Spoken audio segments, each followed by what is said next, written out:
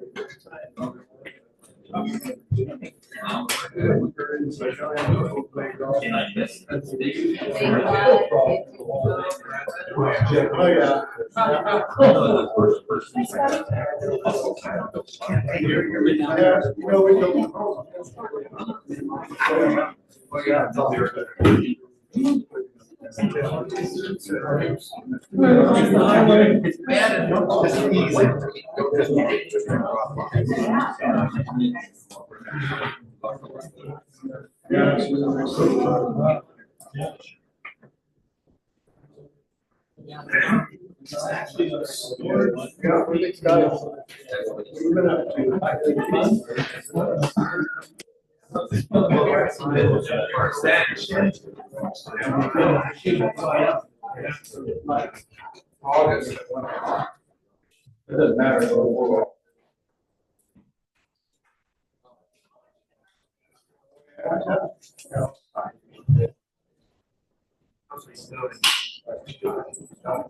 Right.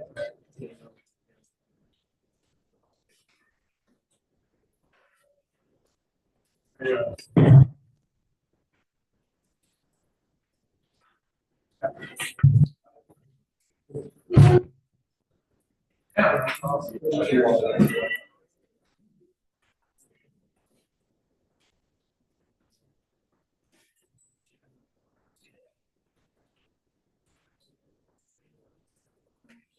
Just in the draft.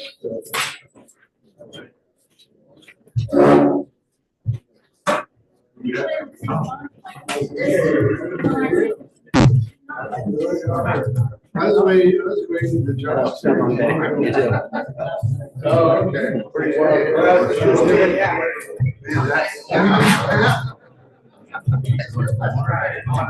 Dropped it in your mailbox. I know what's going on.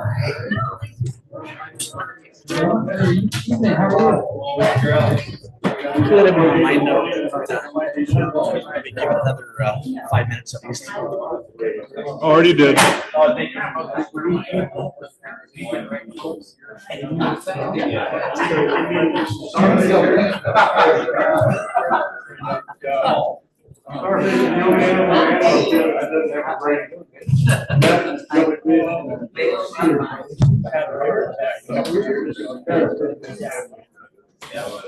She's no relation. I don't know what.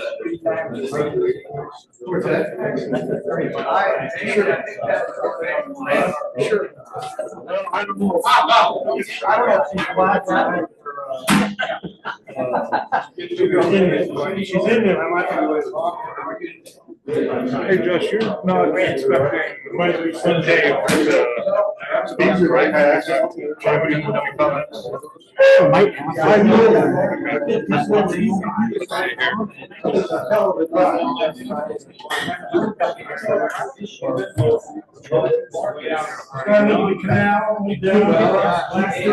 I didn't even know. Anyway, I went out there behind the The Zoom adjustments are recording. How do you mean? But Johanna can't get on. I just let her in. Okay. Yeah, she was in the waiting room. Okay. Yeah. Thank you. Yeah, well, there's an article on the, Yeah, I saw it. I'm like, oh, man. she said she wasn't gonna be here.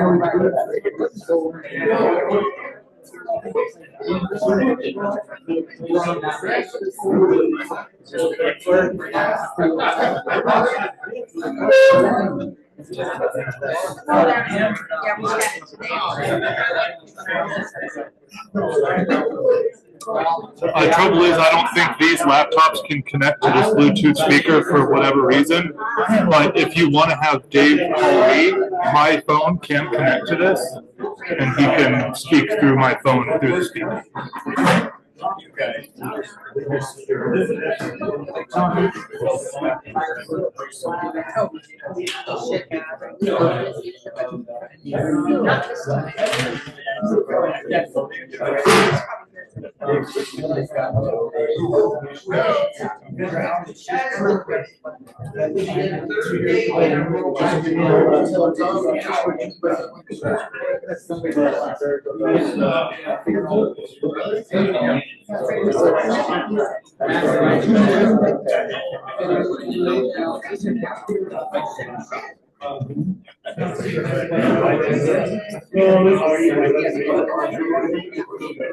Anyway, I got it.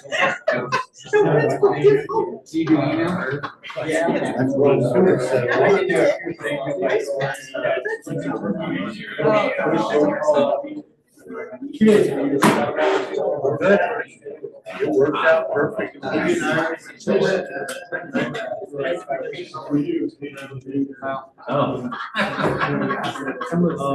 You know what I want to do is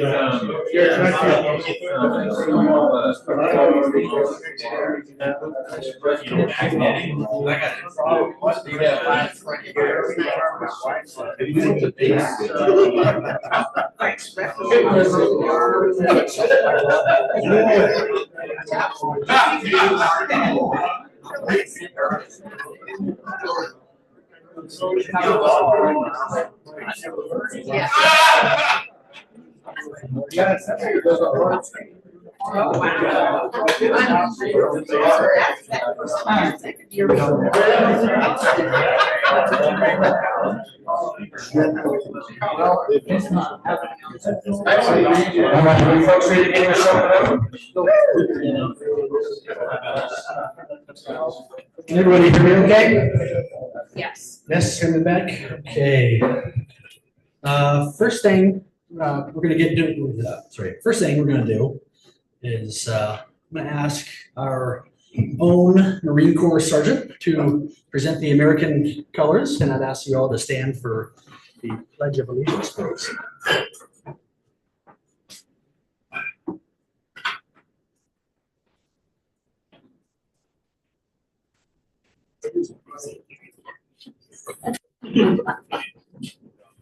Ready? Begin. I pledge allegiance to the flag of the United States of America and to the republic for which it stands, one nation, under God, indivisible, with liberty and justice for all. Thank you, Gary. Much appreciated.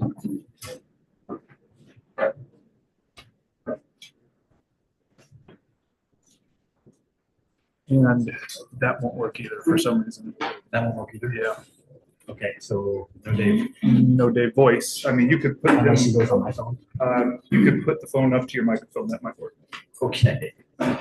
Sorry, working out a few technical items here. Welcome. Thank you all for coming. Appreciate you taking the time out of your evening. For those who don't know me, my name is Josh Bailey, manager of North Unit. There's some coffee, soda, waters in the back. Please help yourself. As with all of my presentations, if there's a question, you have a question, feel free to raise your hand and happy to answer that. That's really the point of tonight's meeting, is to try to put out a lot of information, answer everyone's questions, and go from there. So we do have North Unit's attorney, Dave Flippy, is online. However, we're having technical difficulties. So if there is a question that I don't feel comfortable, or a board member or Mike or can't answer, then we do have the capability. I just have to call Dave and stick him up to my microphone here, but we'll see how we do. Give me just 1 second here. What if we just have a question for him? He's expensive.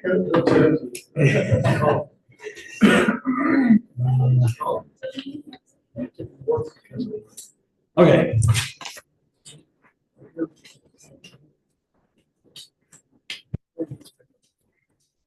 So I'm going to be putting out a lot of details on some of the projects that we're going to be working on. A lot of them are going to be very specific details as far as size and length of pipe and that kind of stuff.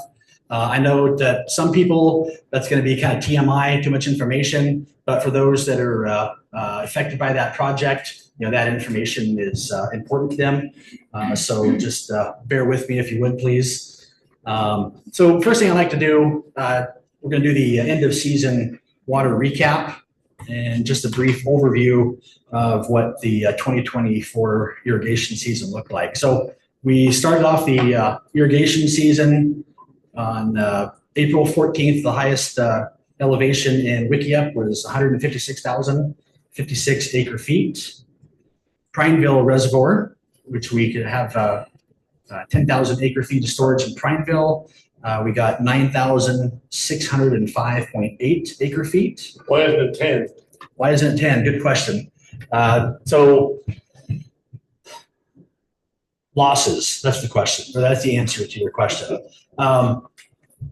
The losses in the reservoir due to seepage, evaporation, and we are currently in the process of fighting this with reclamation and other parties, but they decided to spread all the contents of the, so they call them accounts. So all the accounts share in the losses, whether it be seepage or whether it be sedimentation or those type of things, that gets spread evenly amongst all the account holders. And last year was the first year, actually I take that back, 2 years ago when Prineville Reservoir barely filled and we only got, 3,500 acre feet out of the reservoir. That was the first year in history that losses were spread amongst everybody because all of the accounts didn't fill. So they call it first fill accounts and second fill. And so those accounts didn't fill, so they losses. That's the question. I didn't see an answer. Okay, March 29th, 2024. The allotment was set at 1 acre foot Deschutes and half foot Crooked River. May 14th, we added a 10th. June 11th, we added a nickel. And September 10th, we added another nickel to bring the final allotment up to a 1.20 Deschutes and a 0.60 Crooked.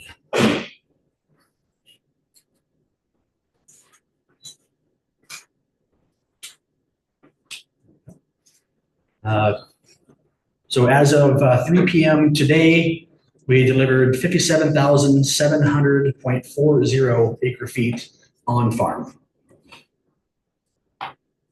Okay, water conditions.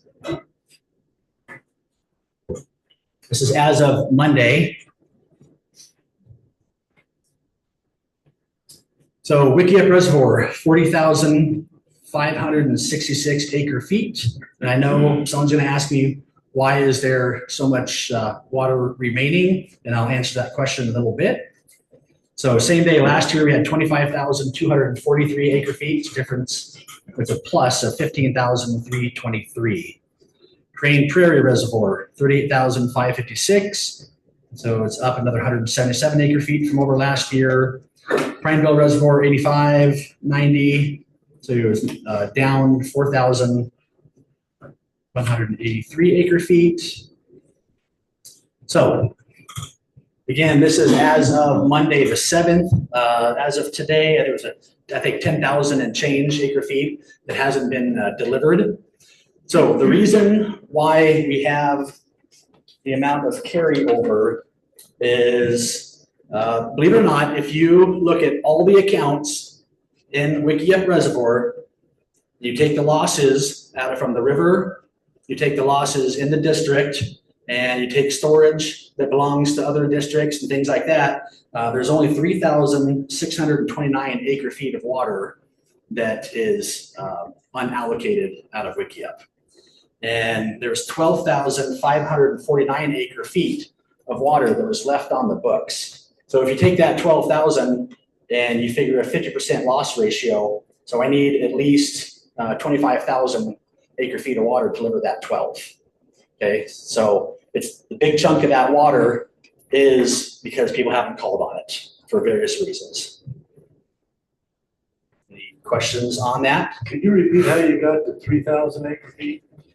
Want me to go through the math? Well, you lost me. So I brought this just for Gary. Anybody else want? Anybody else want a copy? No, Gary will email it, so. Okay. What's the average percentage of water undelivered in the season over the years? Ooh, that is a great question, and I don't know the answer to that question. I don't have that with me right now. The average? The average undelivered. Yeah, Gary, can you So help me? it's really, really hard. It depends on the year and the amount of water that's available. This last year was 7,040 acre feet undelivered.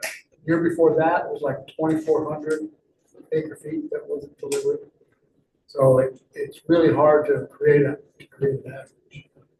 So I know where you're going with that. If we take a look at that and try to put that back in for everybody to use, it's really, it's a gamble.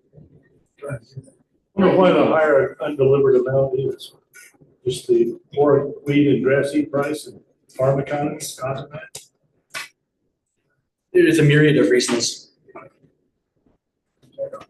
So in order to deliver the 57,700 acres, how much total water did we divert? I don't have that number. Sorry. 110,000. Divert and pump. Well, I mean, if you double it, but it's more than that because there's losses of 12.5% from Wickiup to our diversion in Bent. So you have to add that loss on as well. So do I need to go through the math? Well, I was just trying to figure out what the 57 is a percentage of our water. What was it? 57%. What percentage of our total water we diverted? To give some idea how much we're losing. Sure. Well, and unfortunately during the drought year, You lose more with lower waters in the ditches. just more during the drought.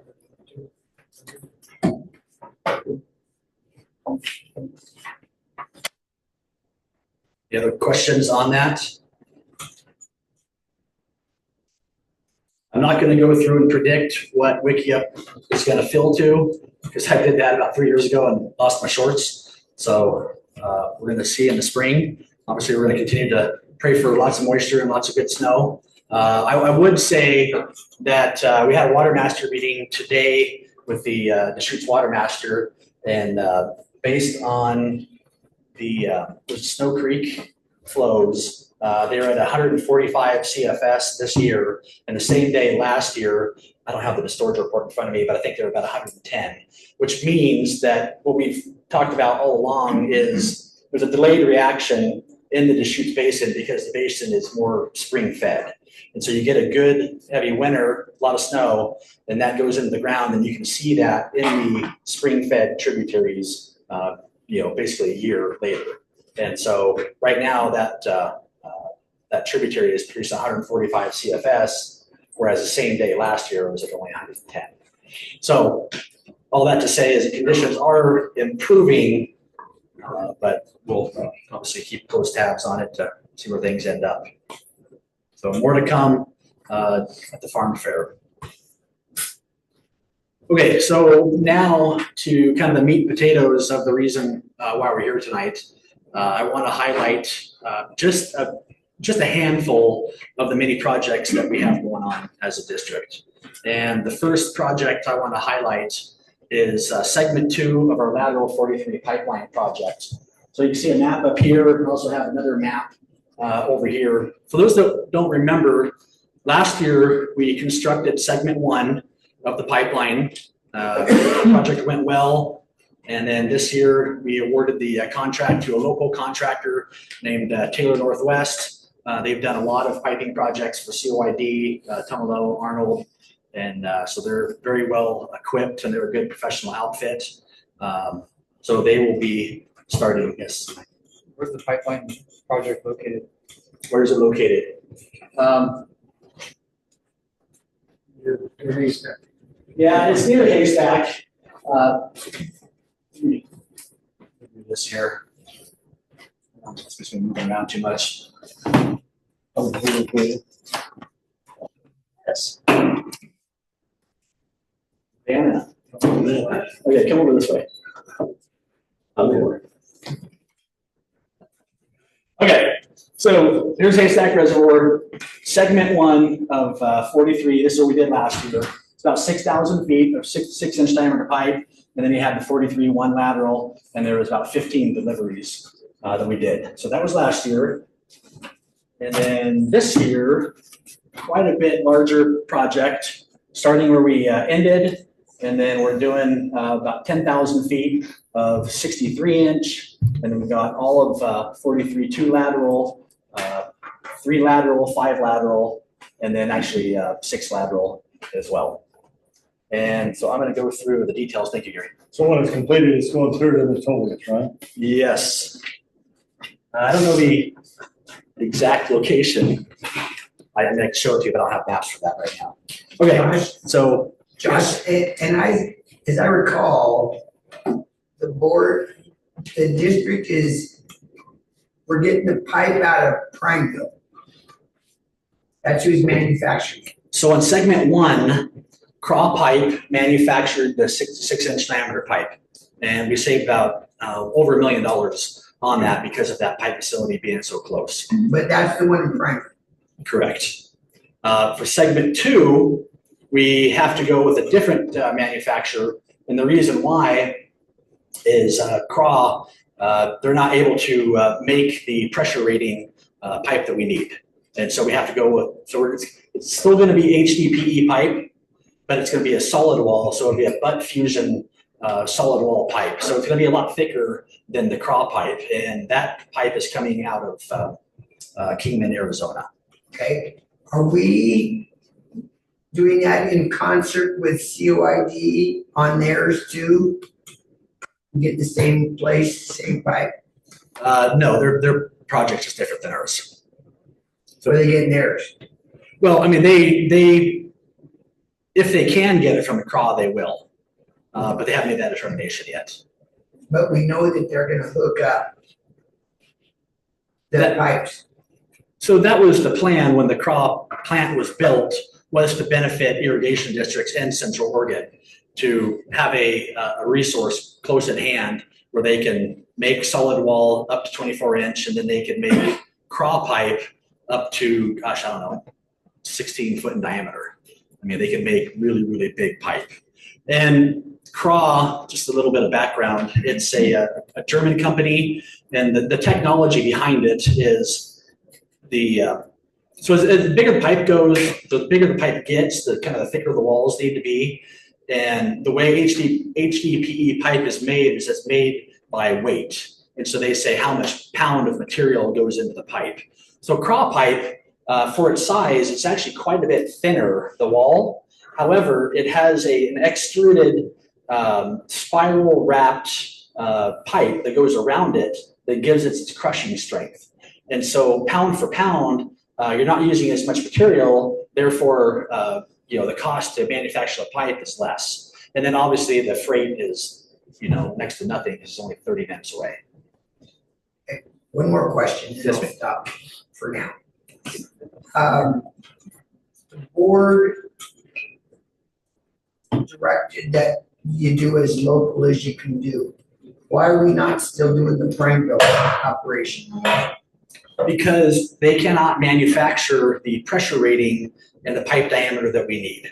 They can only manufacture up to 55 PSI for the 63-inch diameter pipe that we need. Okay. And so we have to go up to, I think, 75 PSI for this project, which will mean it'll probably be 100 PSI pipe. And there's only a handful of manufacturers in that. So when you get to those bigger diameters, your options get less and less. Can you pool your bid with COI so you get a volume discount? No. No. Anything else? Okay. Okay, so main canal, I mentioned earlier, it's or main 43, 10,500 lineal feet of 63-inch. The 43-2, which is the branch that goes off there to the east, that is 17,150 lineal feet, and that's from 24-inch to 8-inch HDPE. Now that pipe is going to be manufactured in Prineville because that's solid wall, and they can manufacture that in Prineville. The larger stuff, no. Then you got 43.3, that's 1,700 feet of 10-inch to 8-inch. 43.5, you got 2,300 feet of 10-inch to 6-inch. And we have 26 pressurized deliveries. And we're going to be conserving 2,246 acre feet of water between segments 1 and segments 2, and that equals about 5.3 CFS. Work on this project will commence around October 15th, next week. The NUID crews are going to get in there as soon as water shuts off, and they're going to begin demoing the head gates and structures and things that we want to save. And then Taylor Northwest crews will come in right afterwards and start doing what they have to do. So a bit of very good news. When we went out to bid, it's called RFP, request for proposal, our engineer revised the cost estimate before we went out to bid, and he revised it at just a bit over 16 million for segment 2. When the bids came in, we were astounded that they actually came in below 10 million. The winning bidder came in at 9.7 and change. So at first, I'm thinking, okay, if it's too good to be true, it's too good to be true. And so we went through the bid line by line just to make sure that nothing was missed, and nothing was missed. And we had 3 bids on the project. We received 3 bids, and the spread between the 3 bidders was less than, or just a bit over 300,000. And the spread between number 1 and number 2, or low bidder or middle bidder, if you want to call it that, was like 56,000. So we knew that the bids were tight, and so that is really, really good news. Prices are starting to come down a little bit, and so that means that there is hope that we can get through the entire project. We still have another 2 phases of this project to go, and the next 2 phases are just about as long as segment 2, but they're going to be a little more challenging because there's going to be a lot more rock. And out there in that area, it's a lot of blue rock. And for those that farm out there, you know the area. And that'll be the 43.7, 43.10, 12, 11, those laterals, and the main 43 until it terminates. So, any questions on this project? We sent out quite a few different mailers to the landowners over the past couple weeks. We've met with everybody face to face, and we've done, I would say we did a lot better job this year communicating with those landowners, simply because we weren't behind the 8 ball. Last year for segment 1, due to issues outside of our control, we weren't actually able to start construction until November 27th last year. And so we're starting, over a month earlier. Yes. Are you going to go into where we got the 9 million? Pardon me? Are you going to tell us how we received the 9 million? I can. Would you like to know that? Sure. So the segment 1 and segment 2 were funded through grant funding through the PL 566 program that is administered through NRCS. And so through that program, we'll get a total of 25 million. So we got a $10 million chunk, and we burned through half that for segment 1, and then we're going to use up the remainder for segment 2. In addition to that, we received a grant from OWRD for $5,075,000, and then we received a $2 million grant. No, actually, it's not a grant. It's what we call a CDS, or congressionally directed spending. And then in addition to that, we were able to secure some funding through Energy Trust of Oregon. That's about $850,000. So there's a myriad of different funds that go into these big projects. Have you done the math on what an acre foot of water costs us through this project? Have I done the math on? Take the amount of money we're spending on the pipeline, how much water we save by an acre feet, what's it cost per acre foot to do the pipeline? I haven't done that yet. Sorry. Okay. I can do it, but not right now. It's expensive. Yes. So next year we are not going to go to construction for segments 3 and 4. The reason why is we need to finish engineering for segments 3 and 4, and then we need to submit the approved engineering once it's done, the design engineering, and get that approved, and then we have to make a funding request through NRCS to get our additional 15 million. And that whole process will take well over a year. And so the plan is we are not going to go to construction next year. We'll go out to bid when all of this process is done and we have the money at our disposal. And then we're going to award segments 3 and 4 to a contractor, and then they can get in and build it as they deem fit. So no piping next year, at least on lateral 43. Any other questions? Okay, so I brought this project up last year. This is a canal lining project near Feather Drive. And you can see this picture here. You see all these green streaks? That's all seepage that comes out of the main canal. And it's been seeping there for years. And we lose a lot of water. A couple years ago, we were awarded $555,000 of, again, CDS money, congressionally directed spending, and that was administered through the EPA. And then we have a little bit of money from OWEB to match that. So here's the thing with funding. You get a chunk of money from the federal government, you have to match that. It's either 50-50 or 25-75. And so generally with our grants, there's going to be a match component to that. And so you'll usually see a federal grant and then you'll see a state grant. And then in addition to that, the district will supply what we call in-kind services, meaning district staff will actually physically go out there and build or do work. And that's counted as part of the match. So last year, we had this on the docket to do. However, the funding was held up through the EPA and we didn't get it done. Right now, EPA has everything they need. I'm just waiting for an agreement from them to sign to be able to get our hands on the money. And so the plan is to line this section of the main canal from Feather Drive upstream about a half mile. And we're going to do it in chunks. We'll do that section first, and then we'll do the section downstream a little bit later. The county is in the process of replacing that bridge, and so that's going to be problematic for us for waterproofing that area. And so we might have to stop short, wait a little bit.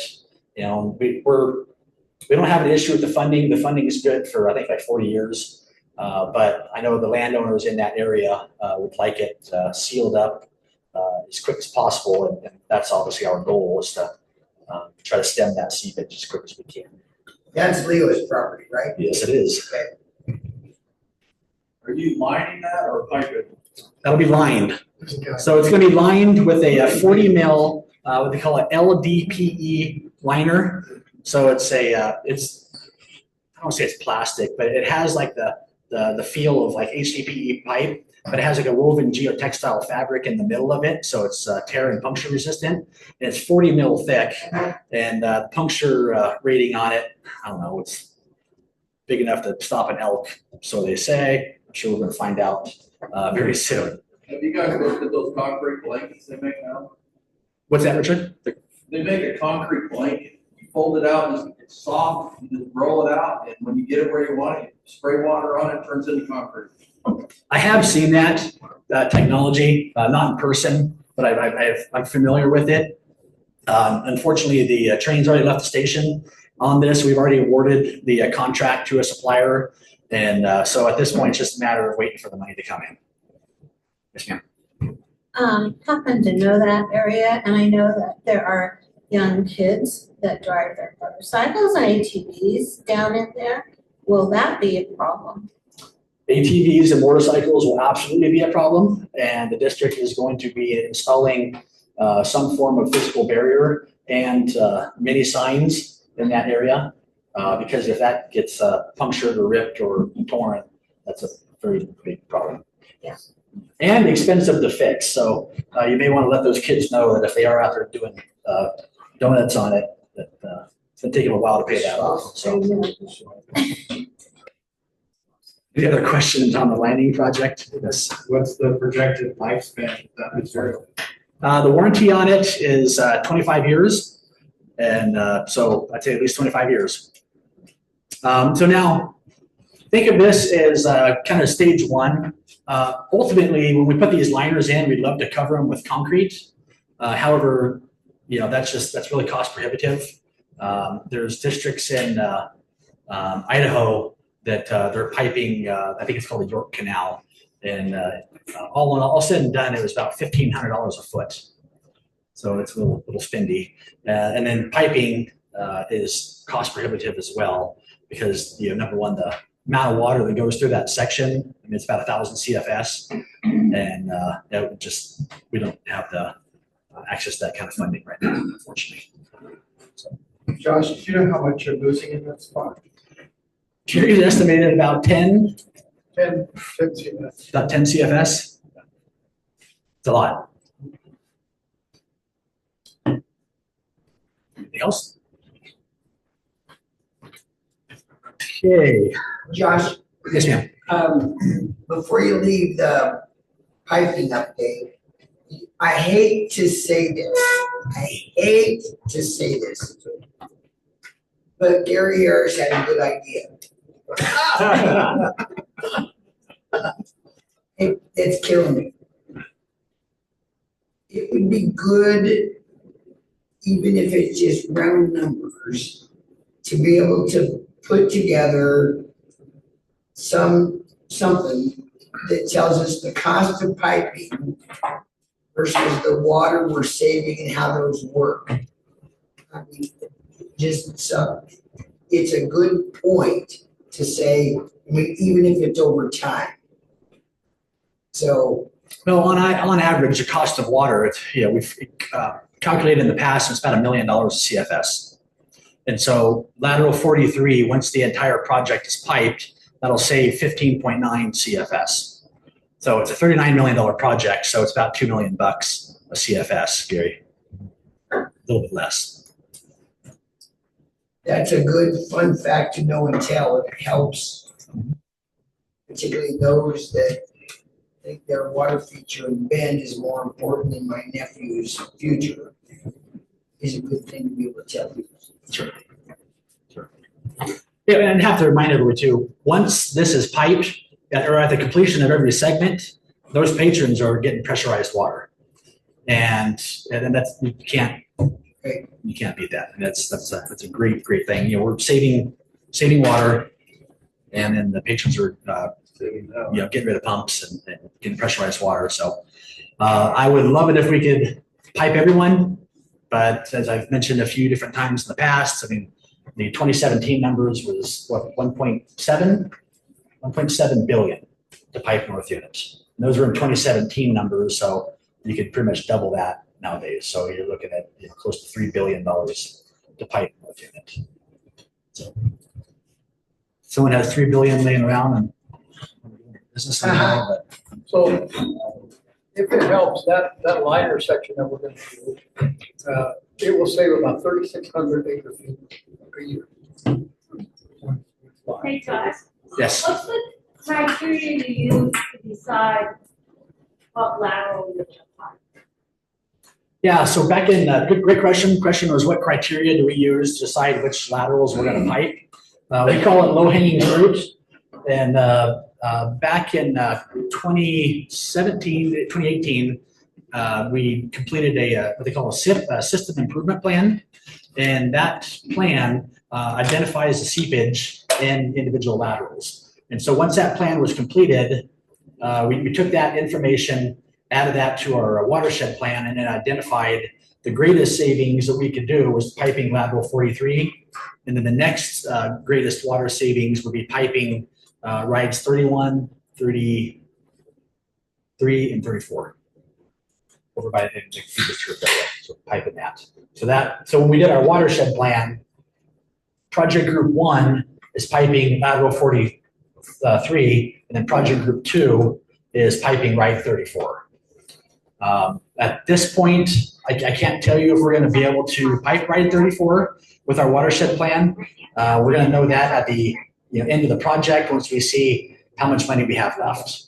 As I mentioned earlier, we were very encouraged. The prices came in well under what we had anticipated, but there's no guarantee that that's going to happen on segments 3 and 4. Like I mentioned, there's a lot of blue rock out there that's going to require drilling and blasting for the contractor. There's a count on that. Watershed plan. It's 5 years. Yeah, the watershed plan is only good for 5 years. And 25 million. Well, right, 25 million, but then our match is another, 8-9 million, plus in kind services and stuff like that. So the total is the $39 million. Our watershed plan is about $39 million, and that includes our 25 million of PL 566, our match money, and then in addition to that, they give us money called TA or technical assistance, and that money helps us do the design and engineering and project administration as well. So, and there's no match on the TA. That's anyway, technical. Okay, we need to keep rolling here. Any other questions? Okay. Next project is the NUID Redmond Hydroelectric Resiliency Project. So behind the Redmond Airport, so the NUID main canal starts in Bend, travels east side of Bend, east side of Redmond, passes directly behind the Redmond Airport, goes behind Terrebonne, and then goes through 2 miles of tunnels, kind of pops out behind McPheeters Turf area. So we received 4 separate grants to do the design and engineering work to get basically a 50% set of plans for this resiliency project. And then we can go after larger grant funding to actually build the project. And so what the project is, question please. No, I want you to start with, this doesn't cost the patrons. This doesn't cost the patrons. Okay, here's a project. So 8,000 feet of the NUID main canal will be piped. We'll construct a powerhouse that'll generate roughly 1.5 megawatts of electricity. And there would be a solar and a battery backup system attached to that. And then there's a microgrid that goes to the Redmond Airport, the Redmond pump stations and wells, the National Guard, the FAA flight tower, the airport and city-owned terminal, U.S. Forest Service, Aviation Group, and the Core 3 facility had yet to be built. So the premise behind this project is if we have an emergency and there's an extended blackout, and if North Unit can run water through our facilities, we can generate power to cover the emergency operations for Central Oregon, because that's where it's set up through the Core 3 facility, Redmond Airport, all of that. So the resiliency aspect of this project is huge. And the reason why we're marketing it this way is there's a lot of different agencies that be able to jump on board with the project because it produces a huge amount of benefits. So the benefit for North Unit patrons, water conservation, because we got 8,000 feet of the main canal piped, and that's a very, very rocky, porous section. We lose a lot of water through there. So obvious water conservation, and then there's the energy generation. And while there's no emergency going on, that energy that is generated is going to be sold on the grid, and that money goes to offset North Unit assessments. Okay, and I forgot to mention earlier, we've partnered with the FCA, Farmers Conservation Alliance, and they're the ones that are doing a lot of the legwork on this project to implement it and go after power companies and go through all the PPAs, the power purchase agreements, and different things like that. So it does require some of my time, very little, but most of the brunt is carried by FCA, and also Mike does a lot of work on the project as well. So it's 8,000 feet where the white spot is. Yes, sir. What's the drop in? It's 45 feet ahead. 45. So no timeline on construction on this right now. The plan, like I said, is we have the grant funding. It's just under 300,000. Get all the design, all the engineering done. We take those designs, and then FCA goes after the funding. And then if we get the funding, if we get all the partners to sign on, I mean, there's a staggering amount of work that still needs to be done on this project before it's going to come to fruition. But you got to start somewhere. And so that's where we're at right now. They'll be going out writing the grant applications later this year. And so we'd find out probably 6 to 9 months after the applications are submitted whether or not we have a chance to get the funding. What's the size of that pipe? 10 foot.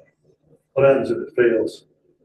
There's a bypass. So if the powerhouse is not running, there'll be an Obermeyer gate. So the actual physical canal won't be tampered with. It'll still remain intact. There'll be an Obermeyer gate, which is basically it's a gate, control gate with a water or air bladder behind it. Obermeyer gate would come up, all the water would go into the powerhouse. If the powerhouse shuts down, Obermeyer gate drops, all the water goes back into the canal. And that would not interfere or affect our operations at all. Any other questions? Gary ought to start going back to the board meetings. I'm sorry? Gary ought to start going back to the board meetings. He'd know all these. Well, you tell him. I just did.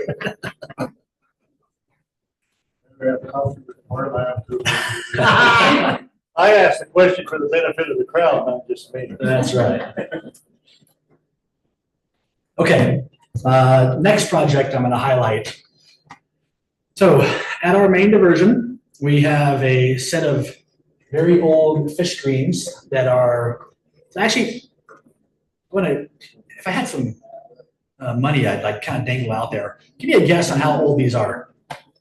Gary, no, you can't speak up. How old are these? 70 years. Keep going. Oh, my Uncle Ed used to clean those. Come on. 90. 80 years old. He died a long time ago.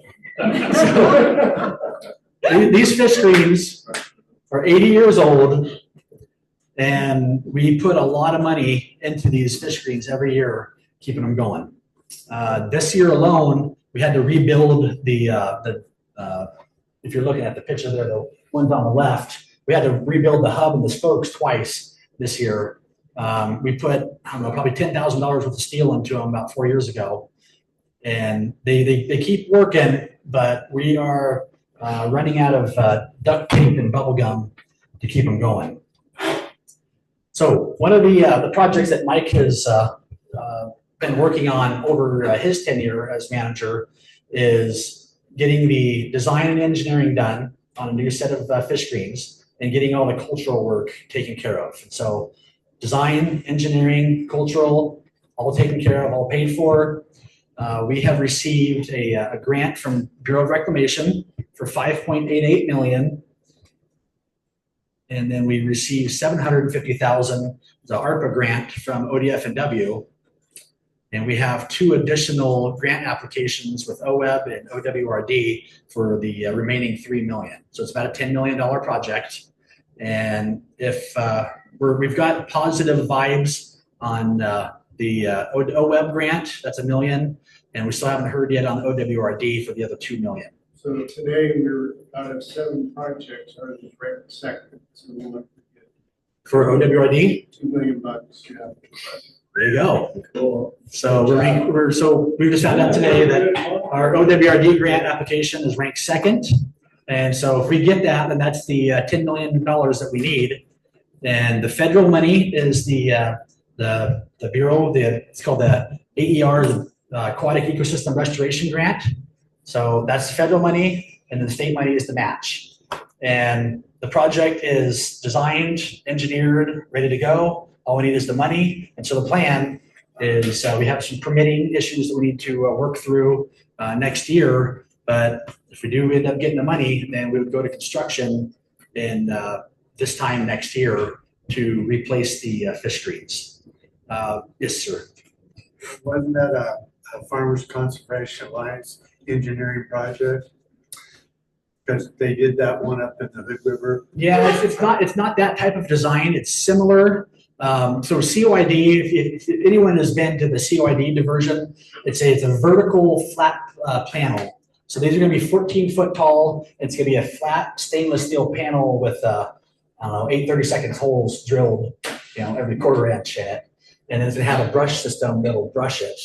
And so I don't have a picture of the plans. But just know that it doesn't require a lot of maintenance. All it has is just a brush system, and then we're going to have an automatic trash rack cleaner.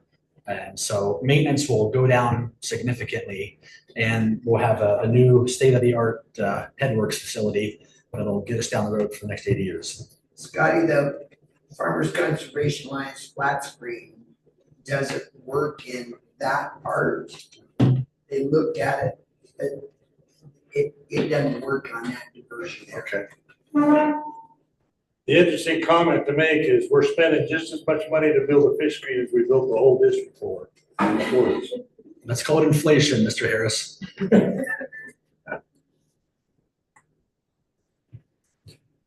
I'm sorry, any other questions on the fish screen? All right. Next project, call this the Emergy/NUID Hydrokinetic Project. So Emergy is a technology company. They're based out of Atlanta, Georgia. They approached the NUID board, I don't know, a year and a half ago. And you see they have these hydrokinetic turbines that they're basically like egg beaters. They sit on this concrete structure and they spin and generate electricity. And Emergy, they come in and they will fund the entire project. They will do all of the legwork, so being that we're a bureau district, we have to go get permission to generate electricity on that canal. And so they fill out what they call the LOPP application. We submit that to reclamation. They do all the power purchase agreements and stuff like that. They install their technology to generate electricity, and the district gets a portion of the proceeds. So the NUID board has given Emergy the head nod. Haven't given them full approval yet, but they've given them the head nod. They continue to do R&D, research and design work. And so they've located a section of our main canal near Terrebonne there, where they would install 20 turbines and produce 510 megawatts. Now, there's another project that was awarded to Emergy, and that was a floating solar project. So let's not get those confused. This is the hydrokinetic project, and I'll talk about the floating solar project here in just a little bit. This project can be expanded. We can put in more turbines. And so this is the initial phase or initial step of the project. These would be installed below what we call the NUID delivery on COID's Pilot Butte pipeline. For those that don't know, at the end, so COID, we're helping COID pipe their Pilot Butte canal.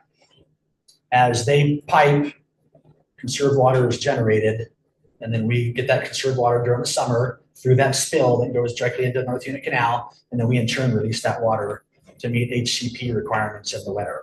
So the COID spill is just upstream of where these hydrokinetic turbines would be installed. So that way there's going to be that much more flow. So step one, get the system in, get it working. Step two, Emergy would apply for reclamation grants to line that section of the canal, because as the canal gets lined, the velocity increases, which produces more electricity. Okay, so that would be step two. And then once that's completed, and then just kind of rinse and repeat in other sections of the canal where there's enough velocity to, where it pencils out to make electricity. It's concrete line. This section is not. No, this is earthen right now. No, I mean, when they get it done. Potentially. Step one would be to get the turbines installed and get them generating. Step two, go after grant funding line it, and then reinstall them. How many miles downstream from the 8,000 feet that you're putting in with the pipe? That's a ways. 4 miles, 5 miles? Just up here with Critters pumps. I can see the Crooked River pumps. Yeah, Crooked River pumps Just right a mile there. away from the Crooked River pumps. It's a good 5 miles. So this would be, the Crooked River pumps are a mile 25 on the main canal, and the airport, I mean, speculation, I think it's about mile 16. Because And it's, that's we have you 12. went down, you went down those chutes of the barrel. Don't listen to the comments from the peanut gallery. Okay. Any other questions on the hydrokinetic project? Okay, floating solar project. Go. So NUID recently received a $2.55 million grant from Bureau of Reclamation to construct and install approximately 2,200 floating solar panels on the NUID main canal in Madras. It's kind of hard to see the map right here, but this is the Willow Creek. Our Willow Creek siphon is right here. Here's the elevated train tracks going across Willow Creek. When that siphon comes up, this section right here, it's about 8/10 of a mile. That's Birch Lane. And there's the NUID headquarters up there. So that section was identified, and the reason why it's wide, water's placid there, it's checked up, because we have a check structure just downstream. So the project will conserve approximately 100 acre-feet of water, and it will produce 1.8 kilowatt hours of electricity that will be sold to a local power company to produce approximately $60,000 of annual revenue to offset patron assessments. So installation on this will basically happen a year from now. It'll be the fall of 25, winter of 26. And so we are getting ready to start the cultural compliance work on that to get the cultural work taken care of. We've already been awarded the funding on it. We went out to bid this summer in June. We were notified about the grant funding. We received 3 bids, ended up awarding the project to Emergy because they had the best proposal. And these projects are great. They don't cost North Unit a dime. We got $2.5 million from Reclamation, and Emergy is ponying up the other $3.2 million. But we get a big chunk of the proceeds to help offset patron assessments. What is, I don't know if you've ever seen one of those projects with a thunderstorm comes through, with the trash. What's the possibility of pollution out of that if they do get trashed coming down to our farms? Well, they're not going to make it to your farm because you got to get it through our check structure first. Yeah, but I'm talking about action. I mean, we know what solar panels are made out of, and it ain't good stuff. So we have actually looked into that, and there are no toxic chemicals. So if a panel, and this was actually one of the first questions we asked, if a panel gets damaged, let's say in a hailstorm, and then rain pours on that panel, is it going to leach toxic chemicals into the water? That's obviously a very huge problem, and we already looked into that, and the answer is there are no toxic chemicals. And Turlock Irrigation District, in partnerships with Turlock's in California, I'm sure you guys know that, they went after the same funding that we went after, and they were awarded $15 million, and they partnered with UC Davis to do R&D, and they have multiple different types of over-the-canal solar, and I had an opportunity to talk with them at some meetings last week, because they're doing over-the-canal, we're doing floating, and this is the one of the first in the nation floating solar on moving water. And so the panels, I don't know how many panels wide, but I'm just going to speculate that let's say there's going to be about 8 panels wide, and then they'll be stacked in rows. They'll all be interlinked together, and they're going to have anchors at various points along the canal embankment. And then if the district has to get in there and do any maintenance on that section of the canal, we're going to install extra anchors so we can float the whole array downstream, retether it, get in there, and do the maintenance work. Because like on this particular location, when the siphon, Willow Creek siphon comes up, it deposits quite a bit of silt in there. And so about every 4 or 5 years, we have to get in there and muck that silt out. And so we're already thinking about that. Worst case scenario is you can get in there and physically remove the panels and the floats by hand if you have to. You won't be able to float that down past the Birch Lane Bridge, though, will you? That would be really hard to do. So no, we'll just move it down just enough to be able to get in there and muck out that silt. So again, this is a kind of a pilot project. It is potentially expandable. There are a lot of other areas that are conducive for this type of technology, but we're just going to do this one project right now, see how it works. And so then there are the things we're going to have to work through. Weed management on it. The water goes out, the panels are going to settle in the bottom of the canal. They'll continue to produce electricity in the winter. Water comes back in, they'll float back up. So They're not a weed rack, they're not a weed rack. right? No. No. So just evaporating. Substrain, if we don't have the water, we can't farm the ground, the weeds aren't gonna get in the canal. We're gonna be fine. It's not gonna interrupt my water downstream. Will not interrupt your water. The 100 CFS is evaporating loss. They figure the same. Yes. Yeah. ET, evapotranspiration. Any advantage to solar on water versus on flat ground in the sagebrush? Yes. So you're going to be able to produce more electricity because the panels will be cooler. And there's advantages for North Unit. So obviously it's revenue generation. And then it'll be the water conservation, from shading. And then one of the bigger advantages is the aquatic weed growth in that section is going to be a lot less because the panels are going to be soaking up the sun. So there's not going to be the chance for photosynthesis to take place and grow everyone's favorite algae and duckweed and pondweed and all that other good stuff.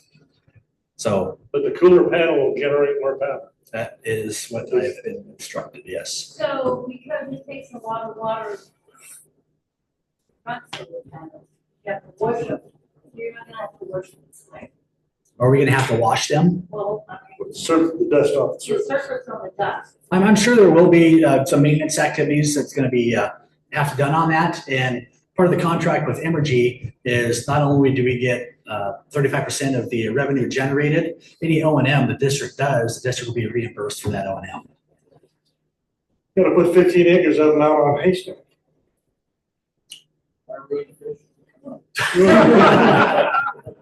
Your bass get bigger. Okay, so for those that are interested in on-farm solar, I know there's some folks in this room who are interested in planting solar panels on your property. There is an ordinance, it's 2015-03, that'll kind of walk you through the requirements for that. And I've put copies of those here for your reading enjoyment, if you'd like to grab one on the way out. Okay. Any questions on the floating solar project? Even on time, got a half hour.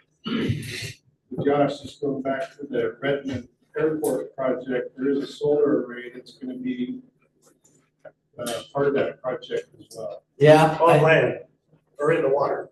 No, it'll be on land. Yeah, so Mike's good point, Mike. So part of the Redmond Hydro project, yeah, there is the solar portion of it. And right now in the design, it would produce 8 megawatts of power and it would consist of roughly 15,000 panels in that area. Because we have a 500 foot wide easement going through there. And so the panels would be on one side, we'd have a battery backup. And anyway. So that's all on the district's easement? Correct. All those panels? Yep, it'd be BLM, that's BLM land in there, and it'd be within the district's easement. So is that part of the acreage that that's just for the well, they will be on BLM ground? You're talking about the Core 6 facility, or? They just put Oregon in. Oregon is now allowed to have solar in that federal lands project, and in 30 days or something, it will be approved and fine. Because before, Oregon was not allowed to put solar out on public ground on BLS. And that just happened. federal register, but it's a done deal. Because Oregon was excluded, and now we're in it. So my question is that going to be part of that acre? I don't know anything about that. I don't know, Mike, do you? It's okay. Most likely will be. If you read the Bend Bulletin today, they announced 4,032 acres of solar panels on BLM land, 6.3 square miles, and about 700 megawatts. They placed in Deschutes County. Okay, moving on. Lake Billy Chinook pumping plant. The Bureau of Reclamation appraisal study was completed spring of 2024. The Jefferson County Ag Econ study completed in spring 2024. We mentioned that during the farm fair in February. There's actually a presentation during the farm fair as well. And so we are continuing doing educational efforts, outreach to basic partners. We recently secured a $3.5 million Senate appropriations request for the Lake Billy Chinook feasibility study analysis. So that pays for the feasibility study to be conducted by Bureau of Reclamation. And so work is ongoing on that feasibility analysis. I don't have a timeline when it's going to be completed, but I would say at the best, a year and a half, 2 years. Okay, so we are continuing to plug away on that project. We all want this project to succeed, but in order to get our hands on the big bucks, we have to go through the steps. And so we're continuing to whittle away at the process. Any questions on that? Richard? Has there a study been done how much power it's going to take to pump that water out there? And if we should maybe keep some of these power projects, create our own power to power that thing? The appraisal study did a very rough estimate of that. The feasibility study is designed to really drill down and give us more precise. Remember the design concept is between 200 to 400 CFS on that. And so the answer is yes, that we have done that. Right now, I don't have that information with me, and I don't want to speculate on what the numbers were. So, but if you want to stop by the office, I'm happy to share that with you. And we have looked at using the additional power from the 2 existing hydroelectric facilities, plus Deschutes Valley Water may be doing something with theirs, and there's maybe a potential to work with those guys to maybe get some power, as well as Portland General Electric, since they're right there as well. Mike, do we have any update on what the tribes are thinking? This project, Yes. this all started as a kind of a project with them, but they're either, they don't support it, but they're not opposing it, that position. So right now they're quiet about it. But they're very aware of it, we keep them updated regularly.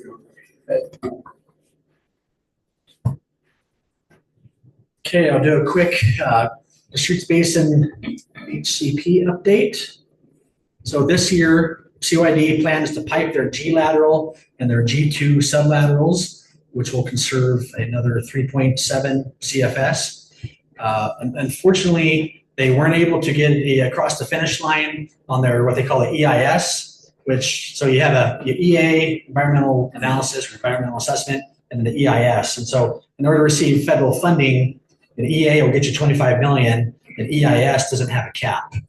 And so they were held up a little bit on their EIS, so they weren't able to go to construction on their Pilot Butte Canal, so they're doing some smaller sublaterals, but they are working hard to get that buttoned up. And the plan right now is that they would, and Jesse, you can correct me if I'm wrong, but the plan is as soon as that EIS is done, they're either going to get one very big contractor or multiple contractors to construct multiple portions of that, because we have a very tight construction window. We got 5 years, and they have a lot of pipes still to put in the ground.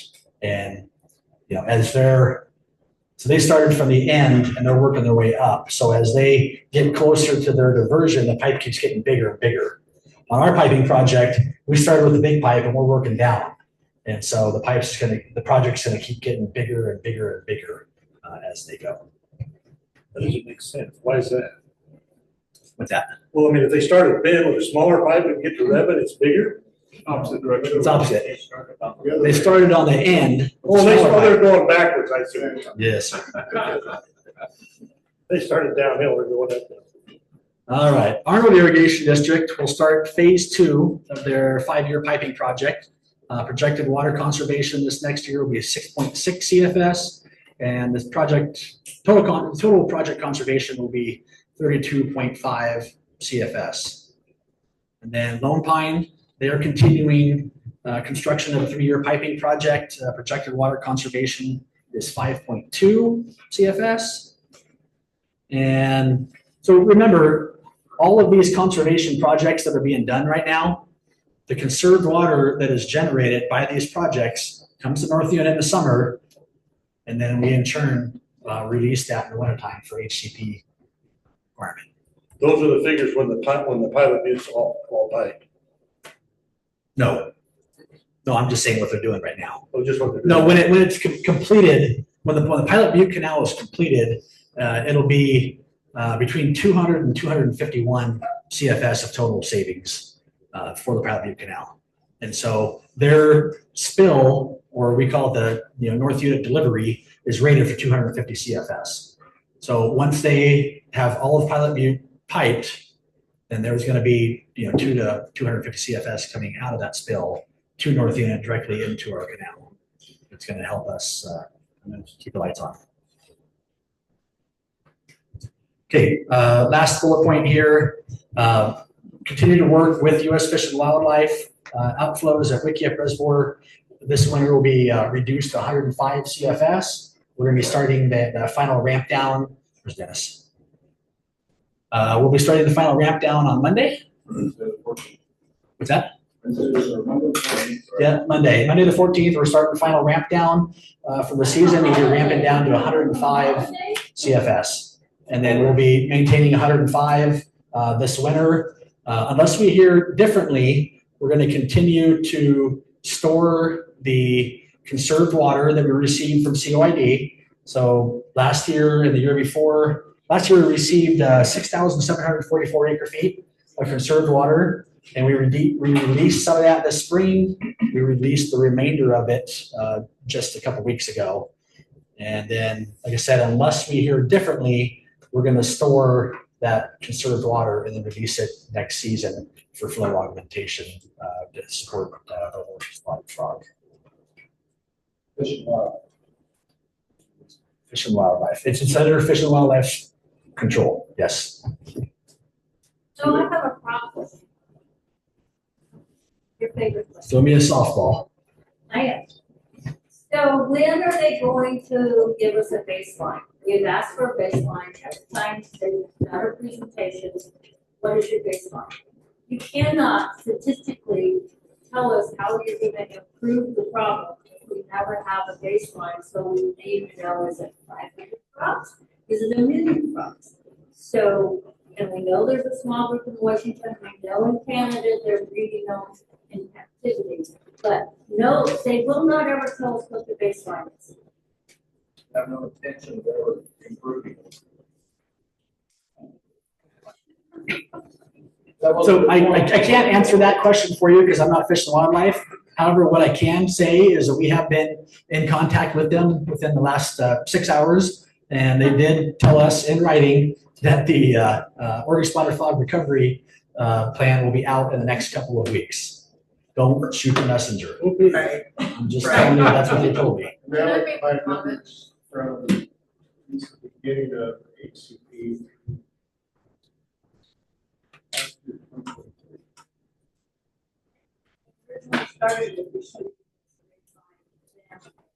That should be part of the recovery.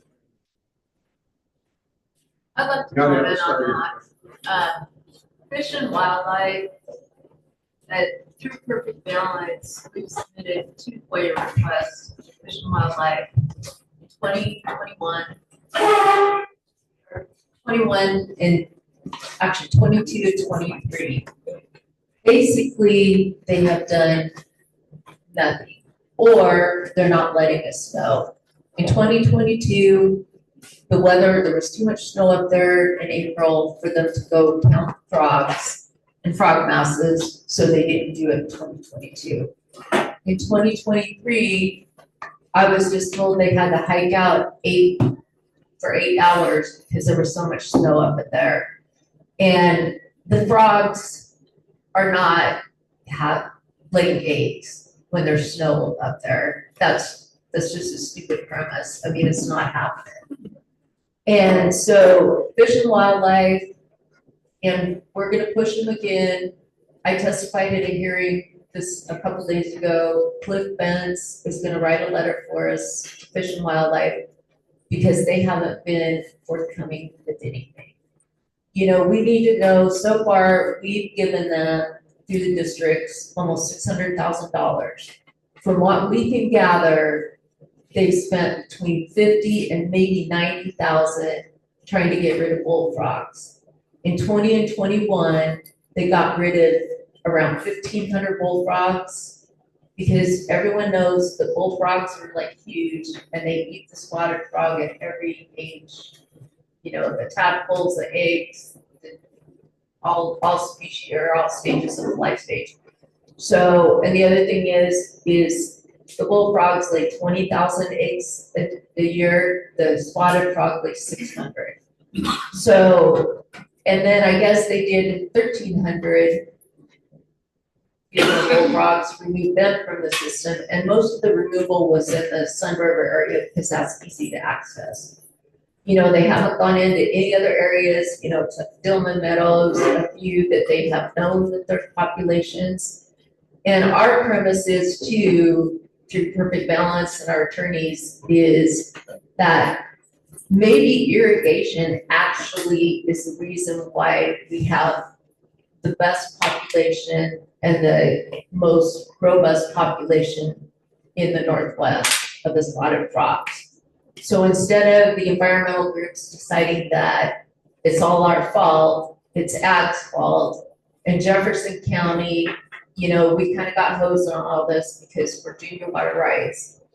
And we are, you know, farms are going out of business every day. And I don't know how long we can sustain that which I think all the projects they're doing is wonderful and all the time you guys have spent to do that.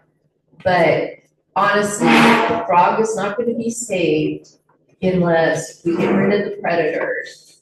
And, you know, I saw pictures in their foyers of, you know, cranes eating them, the fish, the trout are eating them. So these poor little things are getting munched by everything.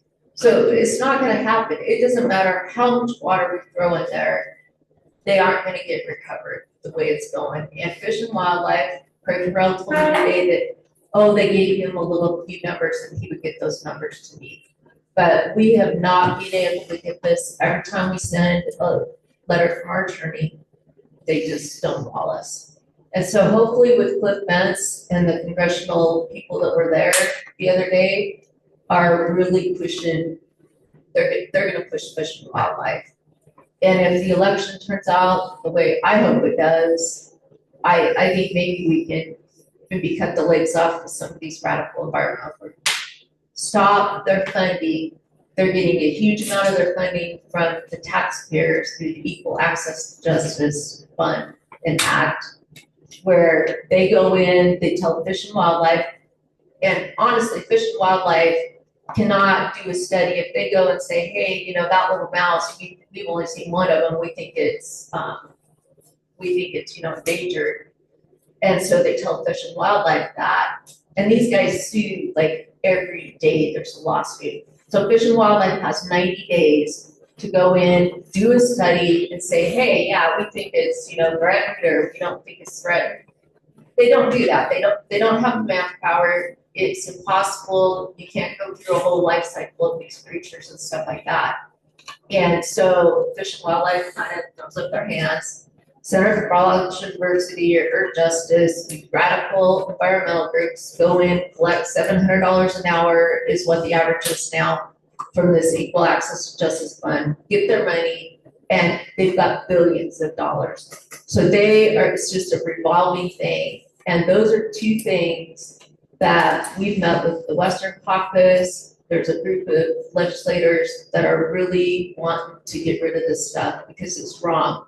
If they want to go in and do this, they need to do it on their own money. And it's all they are is a bunch of attorneys in Arizona, mainly Center for Biological Diversity. And I'm sure they've never held a shovel in their lives. And, instead of trying to do something by working with, private landowners on the Deschutes, trying to create some frog habitat, this isn't happening. So perfect balance. We've got some really good, it's taken 5 years. We've got a really good attorney, Karen Bud Fallon. And, I probably shouldn't say that, but we've been, dealing with that, getting donations, paying attorney fees. If anyone wants to help, and I think we finally got a clear pathway, depending on the way the thing goes, and I'm not saying the irrigation district shouldn't do what they're doing. I think they're doing a wonderful job. But we can go after these environmental groups because they're the ones that are causing the problems. And we're gonna need money to do that.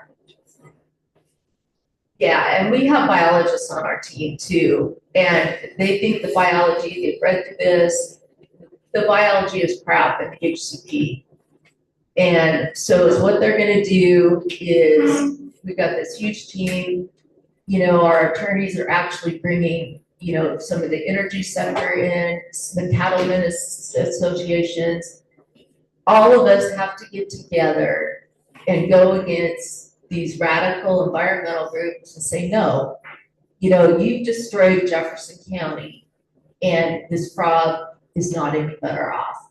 They can't tell us what the frog counts are. They haven't done it for the last 2 years. So that's what my thing is. If anyone wants to donate to the attorneys, it's almost time, and this sounds bad, that some people are gonna have to put their money where their mouth is. Everyone complains about it.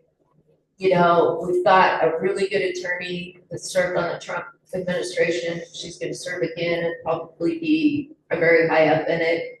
And if everything goes right, maybe we can go in and save us, exactly like what happened to the spotted owl. It went ahead, it decimated the lumber, community.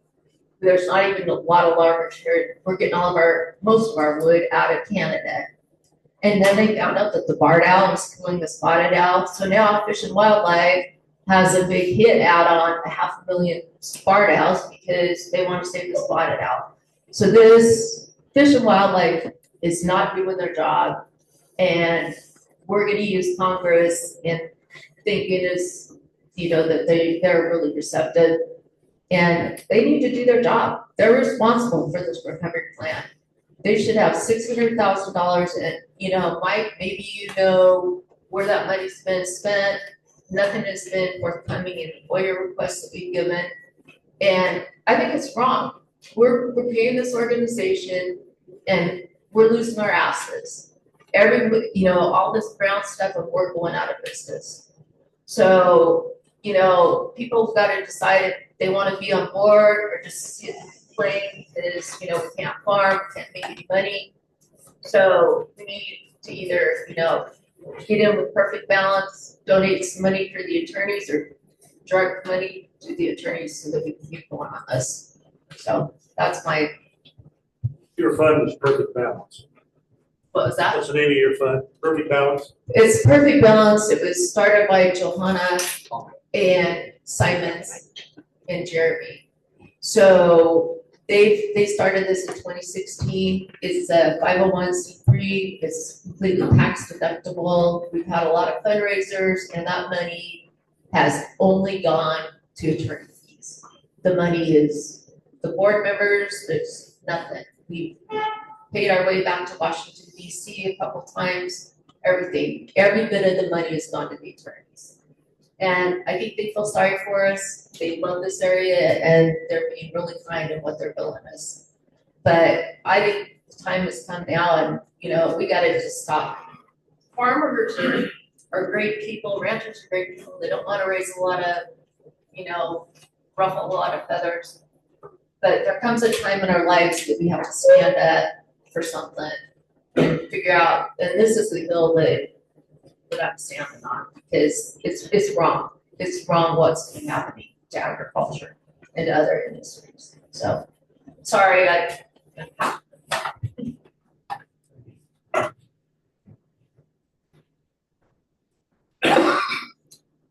Thank you.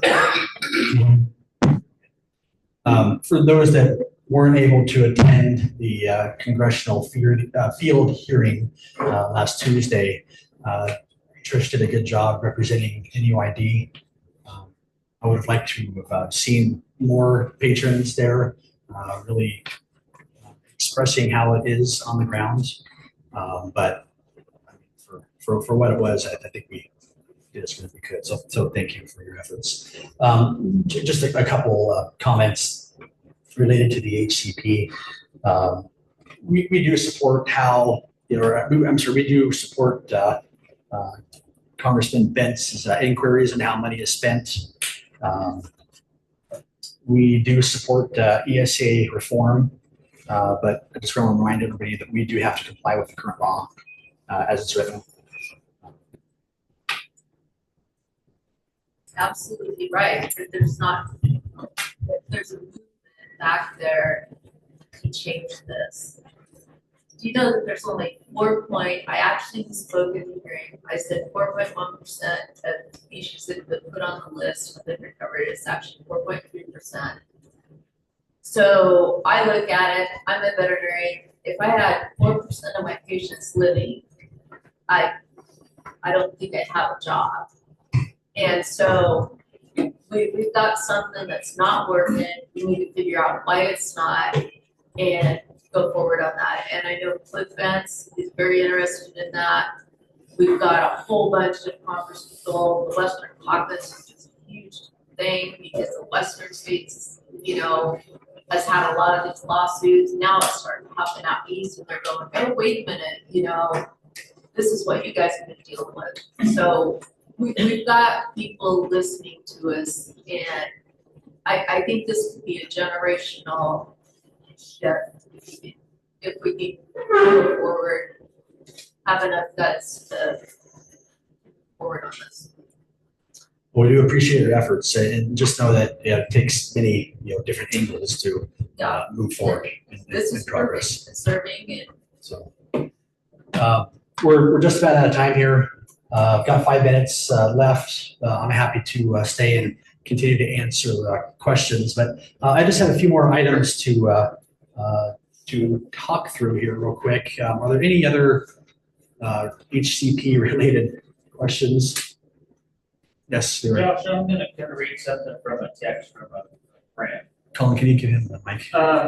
Why did North Union agree to the HCP without stipulations that the Fed would install the Cove pump station as a remedy for taking winter water storage and relocating it to the Cove? So the quick question was, everyone agreed to something too fast and didn't have time to think through all the pitfalls, and that qualified the patrons to continue to add to the provisions to the HCP. This is a question. I mean, I'm not shooting. The patrons have been misled, and do we have a legal stand because of that? it's a loaded question, Roy. Yeah, it is, but I mean, I have to ask. I understand. So the question, I'll do my best to recap it, is why did the board sign the HCP before putting a provision for the Lake Polishnik pumping plant in there? Yeah, I know that. We did. So let's just go back in time 3 years ago when it was signed. At the time, that project was on the back burner. There was other projects the district was looking at that didn't come to fruition, and that project came up to the forefront when those other projects didn't pan out. And so, and the other thing too is there was a time limit that we had to sign. We had to have a plan in place by a set date, and I think that date was December 31st of 2020. We had to sign the HCP, and it was signed either the day before or the day prior of it needing to be signed. And if it didn't get signed, I'm assuming, and Mike, correct me if I'm wrong, that the preliminary injunction was essentially taken effect, and we had to reduce our water down to the river because we didn't meet the judge's ruling. So did I misspeak that? Close enough? Okay, and then what was the other question? Oh, it was just.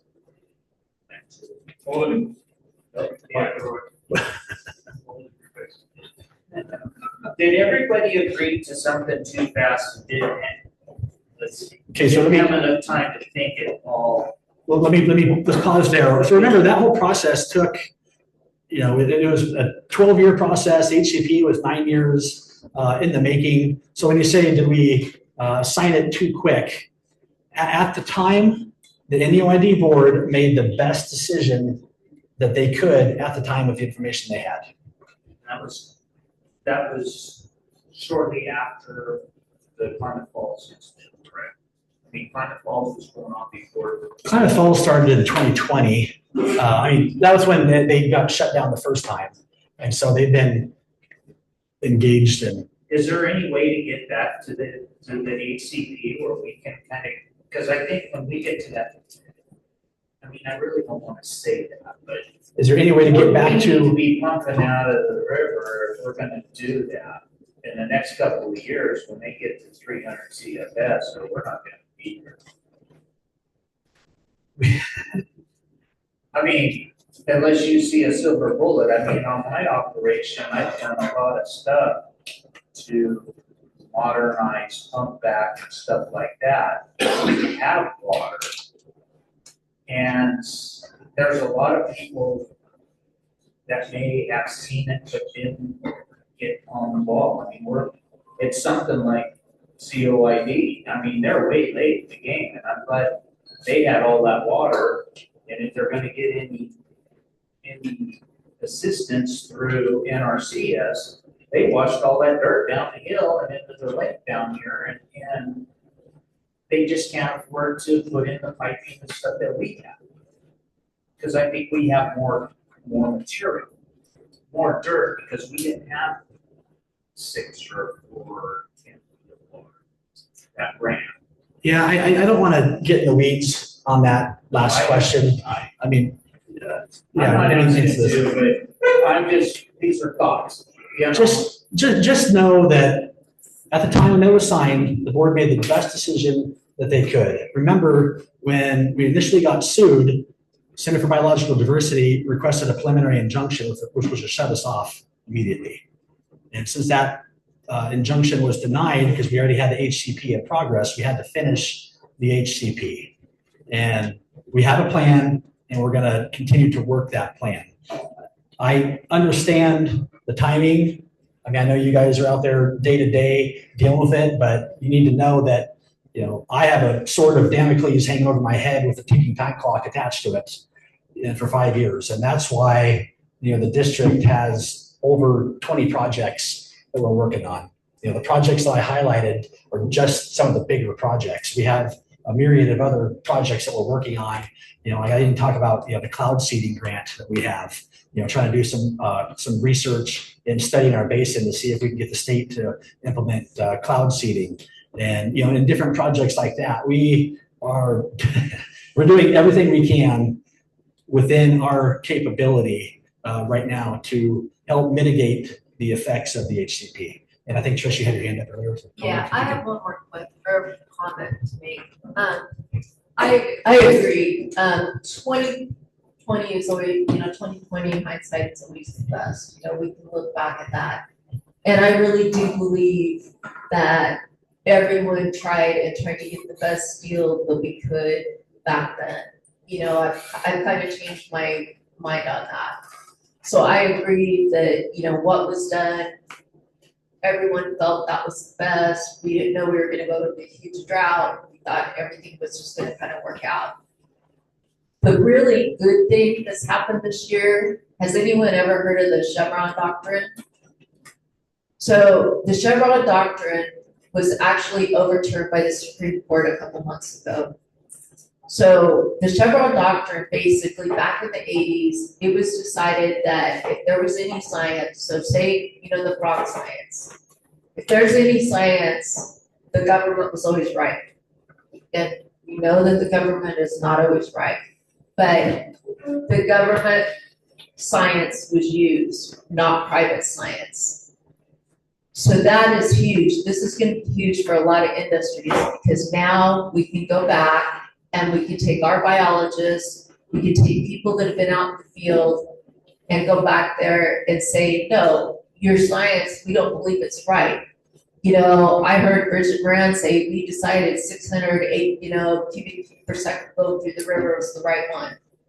How'd you come to that number? Well, we just all kind of decided it was. It wasn't a scientifically based number. So with this overturned, you know, Karen Beth Fallon, our attorney, and Sarah Fallon, they think this is huge. And we can go in, we can overturn, we can have our scientists have as much respect as the government wants. And we can win this, I think. So that's huge. The Chevron doctrine was the best thing the Supreme Court's done, at least in my opinion. What was that? So the Chevron's set stand for it. Oh, no, it got overturned by the Supreme Court. It was made in the 1980s. Okay. So it basically said if government comes in and you have a group of private scientists and you have the Fish and Wildlife, the government's always right. And everything, you know, you couldn't go against the Chevron doctrine. Now it's overturned by the Supreme Court. And so now they have to go with the best science, whether it's private or Fish and Wildlife. That is huge. I think it's a wonderful thing. Thank you for that. There's something else that, we don't know with was back when the board developing the HCP, PO 566 funds were available. There's 200 CFS that between Arnold, Lone Pine, North Unit, COID, that if the piping is completed, that 200 CFS savings that we release all winter long, we get as a live stream water rate. So we really, on those 200 CFS, when all this piping is done, we're not losing. I don't know if people understand that. If everything gets piped, that we're trying to get piped, and there's another clause in the HCP that these guys developed, the time frame can actually be pushed out a year. I don't know if it can be pushed out more. If funds aren't available, contractors or piping or something's not available, that can be kicked down the road another year. 200 CFS that we say that we are going to be required to release in 2028 going to be a wash because of what they've developed with the HCP funds. We get a live water CFS, so we're not having to rely on WIC yet. We get that 200 CFS out of the river because that's conserved water that we get all summer. We have to release that water in the winter, but it's really a wash. is that guaranteed? If we can do the job, we're relying on it. And that's what we're But last year, Craig Carell told us in a meeting that 2025 it was going to be piped. So now the EIS, they said. and Josh just said it. Oh, good. My name is Jessie. I'm the Director of Water Rights for Central Oregon Irrigation District, and I'm happy to weigh in just for clarification. And North Unit patron, so my heart's in this just as much as everyone else's is. So our environmental impact statement is held up through all the red tape from the federal government. So we're trying as hard as we can, and Josh is working really hard, as well as your board and the patrons to make this happen. But we just got a $15 million USDA grant to put pipe in the ground. So if we could be more solution driven, rather than picking apart the HCP, as hard as that is, I understand, I totally get it, but we're on a time limit, we have to be solution driven and work together, so that's our main focus. And as soon as that EIS gets approved, we have tons of fun. It's pretty exciting, really.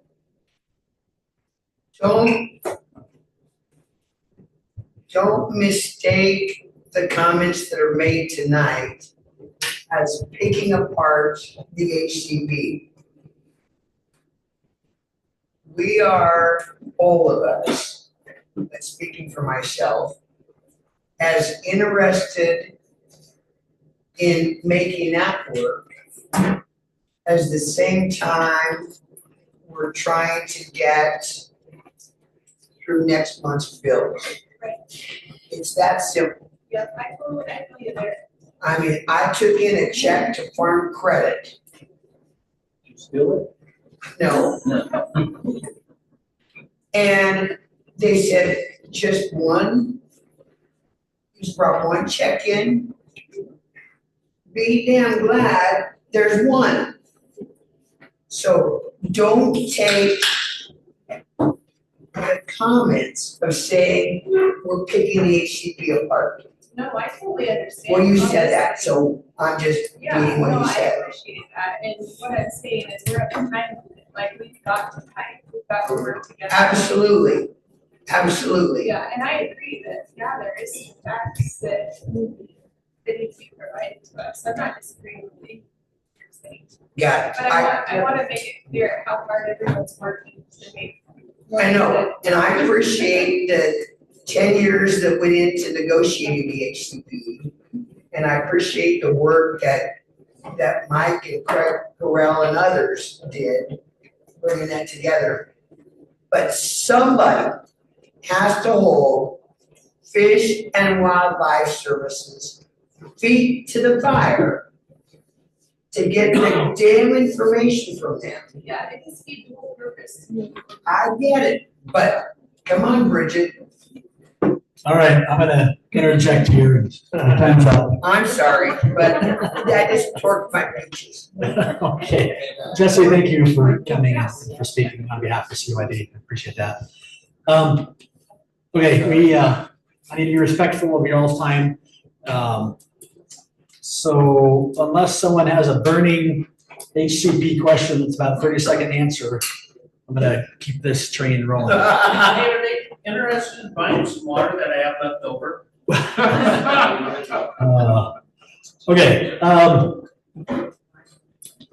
There's 4 NUID employees in the room, not counting myself. Gary, Dennis, Pam, and Leslie. I'd appreciate it if you guys can give these folks a pat on the back. They work.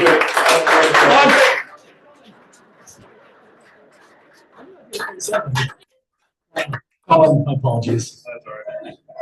We Chopped liver. cannot do what we do without these men and women's hard work. They do a fantastic job for you, and so I would appreciate it if you would recognize them. Yeah. So I said it earlier, we're doing everything we can do. Right now, we have 14 grants that we manage. We have another 2 on the way. In times past, we would have a couple, 2, 3, and we'd have 1 project. We have almost 20 different projects, varying in size from 25 or 39 million down to a $300 video project to tell patron stories, and everything in between. We're working as hard as we can for you, and when you have those times when you're upset or a little frustrated at certain people, maybe I won't say names, Gary. Just remember they're under a lot of stress. We have a lot of deadlines, we have a lot of requirements, and they have a tremendous job to do, and they do a damn good job for you. So with that, October 25th at 4 p.m. from 4 to 6 at New Basin, our own Pam Watson-Tolman is going to be retiring, and Curtis Wood. Both of these NUID employees have over 30 years of experience each. with their service to the district. And so if you have the time, we'll send out a notice, but October 25th, 4 to 6 at New Basin. We'd appreciate it if you could come and love on them a little bit for all their years of service and dedication. That would be great. I know most of you don't know Curtis because he's been stuck up at Wikia for the past 12 years as a dam tender, but he is a real person. I promise you that. So with that, that is the end of my presentation. Any easy softball questions, Richard? Roundup Ready bentgrass. I'm sorry? Roundup Ready bentgrass and Roundup Ready red top is growing everywhere in this project. I just went down my main canal, it's 63 lateral, and it's ditch banks are lined with it. You know it's there because we sprayed Roundup on the ditch banks and it's growing everywhere. What are we gonna do about it? Talk Ryan Ritter. Sorry. I mean, I got it from 63 all the way down to my Stevenson place down on 59. It literally is sheets as big as pickups growing into waste ditches. It's out of control. That's a good question. Gary heads up our spray program. He would love to have a conversation with you about that. Any other softballs? You have been citing a lot of the savings, 5 CFS here, 10 there. I'm sure you must have a giant chart. Where are we so far this year? How are we coming along on all the various piping For and- North Units and- conservation projects? Yeah, are the ones leading to us to help you achieve that 200? I don't have that right now. That is something that's on the back burner, but we need to get a few more years down the road. Yeah. Yeah, remember a lot of these conservation projects started last year for the districts. And so they're slowly being implemented here over the next 5 years. And in these next couple of years are where the real conservation savings are going to be realized. So save that question for next year or the year after. Okay, anybody else? Yes, sir. There was a letter that went out that there was leaks in the segment 1 for 43 that might shut off early. Yes. Were there leaks? Is it going to shut off early? Okay, so the question was, we sent out an email last Friday notifying specific patrons on Ride 43 that there was a possibility of shutting down early due to some leaks on the segment 1 of the pipeline project. The contractor who installed those was out today, excavated the leaks, located 2 of them, and they will be making repairs next week when they shut down. So to answer your question specifically, no, unless something, heck breaks loose. The answer is no, we're going to keep running. And we'll be shutting off Haystack Saturday morning at 7 a.m. Yes. Anybody else? Going once, going twice. Ladies and gentlemen, thank you very much for coming tonight. Appreciate it. Everyone online, thank you for joining. Sorry. I did, in my mind, I'm like, another thing I missed. Yeah, no worries. You acknowledged me earlier, so it's okay.